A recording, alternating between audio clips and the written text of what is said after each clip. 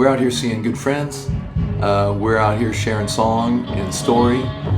We're out here sharing advocacy about special education and school teachers. We're out here on summer vacation with the wife and the kids and the 3 dogs in the RV.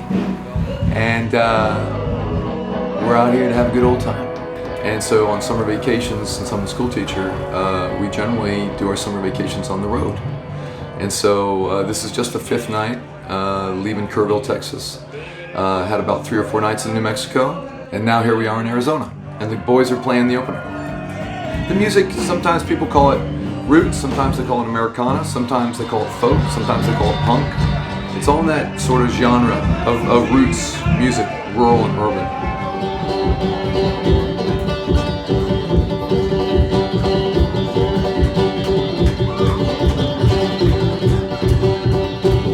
So the instruments I play are violin, fiddle, banjo, git, sometimes acoustic, a lot of semi-hollow.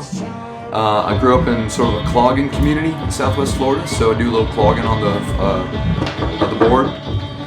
Some people call it a stomp board. I've always known it as a clogging board. More syncopation, you know. But like I said, I'm a school teacher for 19 years, and music started back in 2007, 2006, 2007.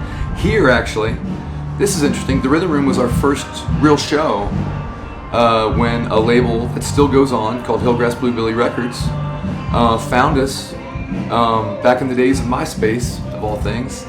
And you know, we were living in Austin, my wife and I, before kids, and they said, "Come on out here, play a show." We did.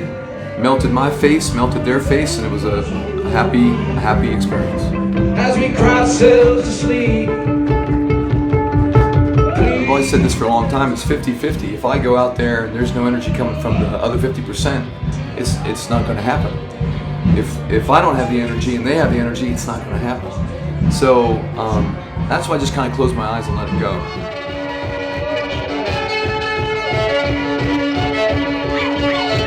You know, performing, that was strange for me initially. I didn't perform out as a younger person, and by younger person, maybe 22 and younger. I played in an orchestra in public school as a violin and bass player. So performing was awkward. So when I would busk, I would close my eyes and I would let the music move. And I get kind of animated when I play because the music just is a good release. We're like, woohoo, go Arizona. We can't do that in Texas. We try to do that, they take our pensions and they fire our ass. That's just the way it works in Texas. We're a non-bargaining circumstance. So you talk about it when you're playing shows on Friday and Saturday night and hope that there's not somebody on the school board in the audience. The biggest challenge as a school teacher is resources, is the sad question that every person has to ask when they get into education: can you afford to teach? The question is, what's the solution to it? And the solution is better advocacy, better accountability. But sadly, because taxation is such a political drive, it's so difficult to get people in the legislature to understand, to really support education, you have to have a stronger funding source. You do.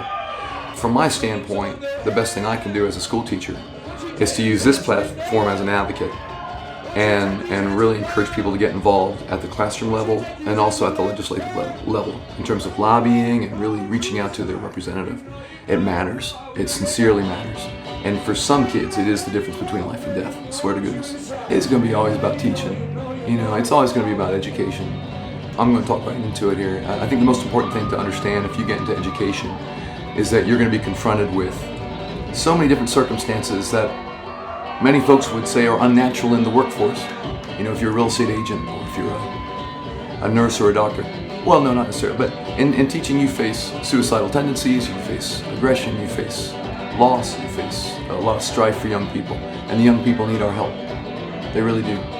So if anything is to be taken from this, remember that you have an opportunity to help somebody in crisis. And I think we should take advantage of that opportunity and help people in crisis. Yeah, for real. Thank you, Phoenix.